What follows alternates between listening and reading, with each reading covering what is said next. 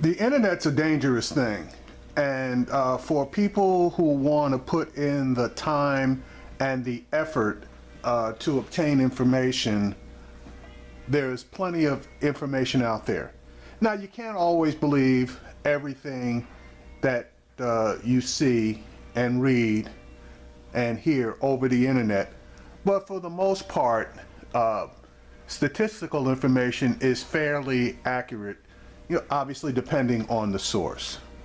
Roland Martin did a segment on the Chicago homicide rate, which has year-to-date exceeded the 2015 total numbers of murders. Now, he didn't go into shootings. I'm not going into shootings for obvious reasons, time, effort, etc. But I want you to watch this clip and listen to the reasons that an alderman gives regarding the increase in the murder rate in Chicago. And then I'm going to give you my take on it.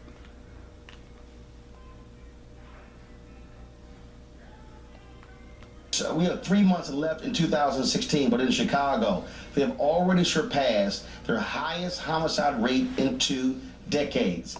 The unofficial end of summer was marked by a surge in shootings on the Labor Day weekend.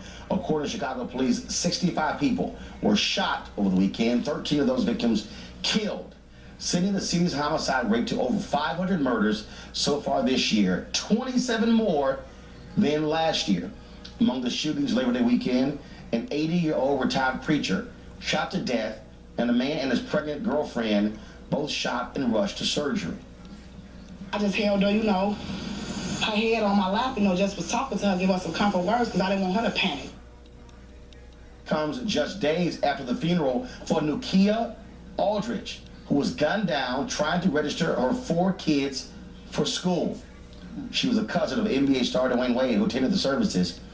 Folks, let's take a close look at the numbers. Labor Day was the deadliest holiday weekend in the Windy City to date this year. Memorial Day weekend saw 69 shootings with 6 homicides, and there were 66 shootings during the 4th of July weekend with 5 deaths. Police say this is a society issue. Until we show these repeat offenders that we're serious, this is going to keep occurring. But that doesn't mean CPD is going to stop doing its part, because we're not. Folks, joining me from Skype from Chicago, Alderman Raymond Lopez of Chicago's 15th Ward. Alderman Lopez, first and foremost, Alderman, you heard the superintendent there, but the reality is this is a problem. Do you believe Chicago Police Department are doing their job when it comes to stopping these shootings and killings? Well, first off, good morning, and I think they're doing their job to the best of their ability. Unfortunately, they are handcuffed, if you will, by our ACLU agreement with regards to the stop and frisk policies. In the old days, as many of my residents will attest to, police would pull people over or approach people who they felt were suspicious or looked as though they needed to be talked to about their activities. Unfortunately, now police can't do that. Police have to have probable cause in order to engage anyone in the neighborhood. And that has, in some ways, emboldened some of the criminality to act out and be more aggressive and be more bold in their efforts. Alderman, let me ask you a question about that, though, because we saw in New York where they had stop and frisk, and then when they stopped stop and frisk in New York, there was no increase in the violence there. And so how is that possible that in New York there was no increase, but you're saying that's the reason in Chicago? Because shouldn't you have probable cause to stop somebody and frisk them? Because when you say they look suspicious, what does that even mean? We spend thousands of dollars, hundreds of thousands of dollars, training our police officers to be very aware and be very cognizant of the individuals that they are approaching on the street. Basically refining their gut instinct to be able to know who criminals are and who the people that they need to pay attention to. To say that we have individuals that we know are gang members, that we know are drug dealers, that we may know are prostitutes, and not be able to approach them and ask them what they're doing, without catching them in the act of, you know, recruiting as gang members or throwing gang signs or selling drugs or being a prostitute, really hampers our efforts in the neighborhood. Alderman, one second. I'm trying to understand here. Okay? Not, I'm trying to understand. How do you know somebody is a gang member? And you're saying, because now here's the other piece here. Okay? You're talking about stop and frisk. Police can set up barricades. They can do checks of people coming into high crime areas, checking driver's licenses, things along those lines. That's happened in other cities across the country. I was a city hall reporter in Fort Worth. That was one of the tactics they used, where they would drop a dragnet on a particular area. We see this even with DUI checks. And so what you're describing, though, is literally you want Chicago police to be engaged in racial profiling? well, no one said anything about charging people by race. We're being aware of what their past history is. There's a difference. But Alderman, I gotta ask you though. I really recommend that. Alderman, I gotta ask you. It's really not fair to say we're simply doing it based on racial profiling. You're doing it by their pattern, their history as individuals. Well, Alderman Lopez, I gotta ask you this question. Alderman Lopez. Just part of what is causing the issue, not totally, but part of it. But Alderman, I gotta ask you this here. And again, I lived in Chicago for 6 years. I ran the Chicago Defender, radio show on WVON. What I'm trying to understand is, how do cops know someone is a gang member? And you're saying, well, they know their history. If I'm looking at somebody and I know nothing about them, how do I know their history when all I'm looking at is what they're wearing and they're standing somewhere? That's what I'm trying to understand your point. If you are a police officer who've worked their beat and you've arrested the same individual for throwing gang signs, for disorderly conduct and everything else, and that individual has identified themselves publicly as being as a gang member, and you see them on the street again throwing gang signs or again following kids from grammar schools trying to recruit them, it's not outside the scope of reality to say that you are aware that that person is a gang member. You're not racially profiling them. You are just using their past pattern as grounds to stop whatever future activities that they're trying to do. So Alderman, That is not racial profiling. That is just using. Has Superintendent Johnson told you and the city council that's what he needs to stop all of this? No, he is not. He has not vocalized that, but I will tell you that from whether it's the west side to the south side to the upper north side to the central part of Chicago, a number of people are recognizing that when they say that they want the police to go out and do their job, that the job that they want them to do is no longer possible because of this ACLU agreement. And that ACLU, and just correcting, that ACLU agreement was because of the fact that the Chicago Police Department had a history of police abuse, and then also the problem in Chicago is that they did have a problem when it comes to racial profiling. I mean, that's why there is an agreement, correct? No, the agreement was to be proactive to avoid being involved in any kind of lawsuits regarding stop and frisk as we've seen in other parts of the country. But Chicago has spent more than, $500 million in settlements as a result of police abuse cases in the past, decade? In probably a little more than a decade, they've spent over $550 million settling police lawsuits for all types of issues, not just police abuse. Whether it was because people were involved in police shootings, because they were injured because of some sort of action taken by police related to a different kind of law enforcement. It wasn't just police abuse. It was all manner of lawsuit involving the Chicago Police Department.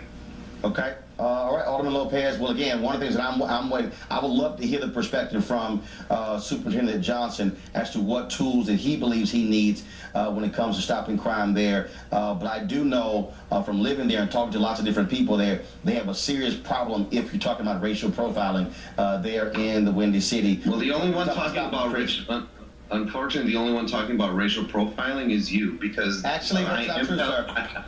If you really want to get to the heart of what driving the crime in the city is the lack of opportunity and lack of investment. To Right. create more jobs, we'll do a far better job Oh, I agree. of reducing crime than having, whether it's you support this ACLU agreement or you don't. Well, I agree. The lack of opportunity that has existed historically Right.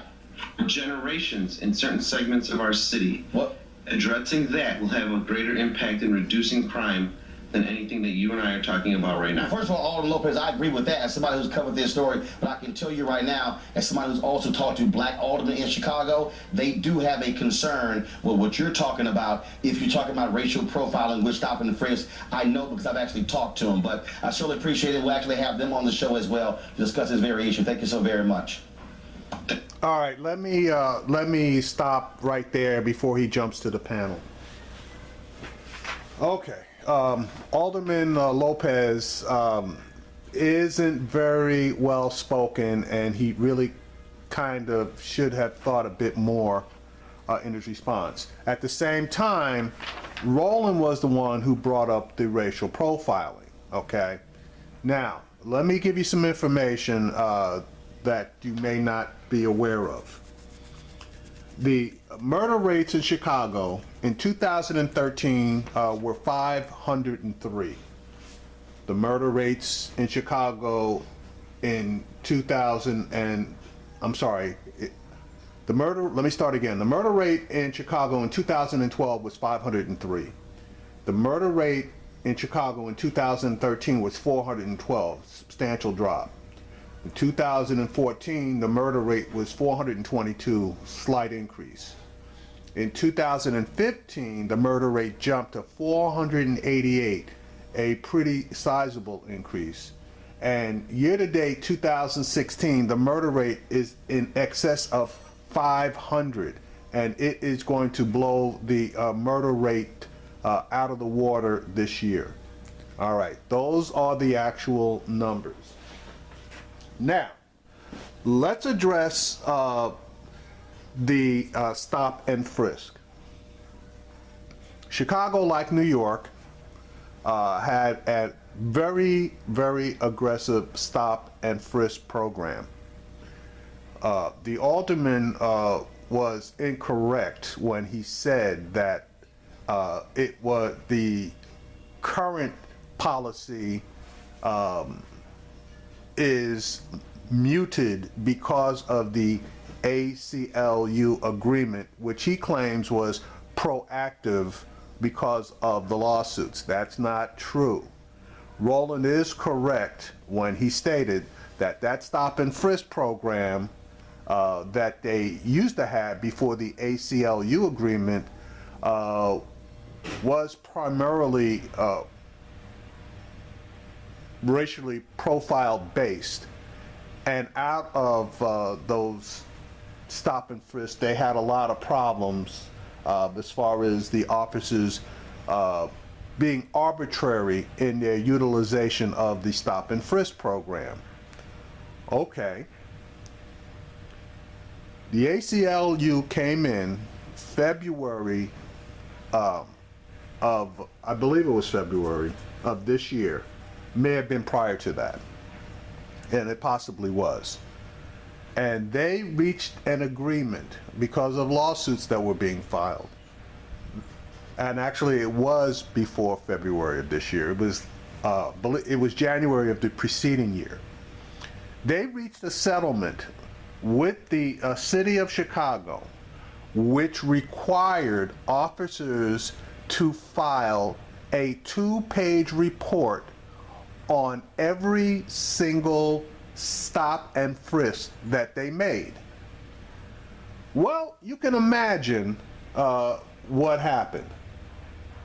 Police officers, just like anybody else, don't want to do paperwork. So they started to reduce the numbers of stops and frisks. Even then, it wasn't enough. So in February of this year, they had complained so much about the paperwork that they had to do that an agreement was reached that they only had to file 1.5 pages of paperwork, where in the agreement they had to file 2 pages of paperwork. Well, again, it is my opinion that because the police officers don't want to do the paperwork to substantiate their reasons for stop and frisk, because there has to be a reason to stop and frisk. Okay, the Supreme Court has ruled that they need a reason. Since these guys don't want to do the paperwork, they have reduced the amounts of stops and frisks. Okay? That being said, and the guys out there are not stupid, and they realize that there has been a reduction in the stops and frisks. In my opinion, I think the cops are purposely allowing people that they know are risky individuals. As the alderman stated, cops do know, not all, but some of the people that are more prone to unsavory activity, let us say. And those are the guys, i.e. gang members out there doing whatever they're doing, that they really need to concentrate on. They're not doing it. The gang members realize this, in my opinion, and they are basically running around with free hands. The police are not doing their jobs. They are actually working in a slowed down condition. And in my opinion, that is what has caused this tremendous rise in the amount of murders in the city of Chicago. What they need to do is they need to take a look at the police enforcement activities on an individual basis, and specifically in the areas where the majority of these murders are occurring. And trust me, it's not spread out all over the city of Chicago. It's primarily in a couple of sections. They need to do what they need to do in those particular sections, and they need to tell the cops that they need to do their jobs. And if they need extra time to do their paperwork, you know, if they need to pay them an extra hour a day, because the city of Chicago pays a tremendous amount of money to its police department. If they need an extra hour beyond their shift in order to complete their paperwork, then maybe they need to come up with the money to pay these guys for that extra hour to do their paperwork. But they need to have these guys out there grabbing up guys, okay, that they know. I'm not going to say that they guess, but again, the alderman said that they spend all these hundreds of thousands of dollars training these officers on what to look for. Well, if that training is effective, they should have no problem in documenting the reason for the stop based on the training. Now, the alderman tried to soft sell the fact that the city of Chicago has paid $550 million in settlements for lawsuits against the police department, and he was trying to say that it covered a wide variety of things. The majority of the payments have been on wrongful deaths by police officers, even though those police officers have not had to be held accountable for the actual murders. I mean, there are some humongous figures that have been paid out on individual cases. So for him to say that it's spread out across many items that the police department has done, yeah, that's a bit disingenuous. The majority of that money's been paid out because of wrongful death shootings by police officers. Paperwork, so they still have the ability to do stop and frisk, but since they don't want to do the paperwork, they've reduced the number of stop and frisk, particularly in areas of high crime and specifically where a lot of people are getting killed. And that contributes, it's not the sole reason for the increase, but it contributes to the increased murder rate and obviously the increased shooting rate. Here's the rest of Roland's discussion about this issue. Thank you. Folks, again, here's the thing here, folks. I want to go to our panel here. We have Barbara Arnwine, Transformative Justice Coalition, Amber Phillips, co-director of Black, and we also have Secura, Public Policy Council for Leadership Conference on Civil and Human Rights, plus we have Michael Singleton, Republican strategist. When we talk about what's going on here in Chicago, what is jumping out the most, again, is the fact that, and what I've heard from other people, they believe that Chicago police, as a result of the Laquan McDonald case and others, folks are purposely pulling back, saying, "We're going to show you guys what's going on by if we don't get aggressive when it comes to our jobs." That's what I've heard from a number of different quarters. Yes. How absurd. How unfair also for Black communities to say that the reason why your community is suffering or that murders are happening in our hometowns is because A, you deserve more police brutality, you deserve more of the weight of the oppressor on your neck, or B, somehow there's just something wrong with you. And we know that none of that is true, right? I think they need to try harder for us to exist in a world where we can walk down our streets safely, where we have more investment in our community without this idea that, you know what, since you all want to speak up for yourselves, we're going to not protect you, we're not going to do our jobs in a way that's the most beneficial for these communities. And that's absurd, and it's unfair to Black folks. And Roland, we know that when police are lawless, then lawlessness in the street goes up.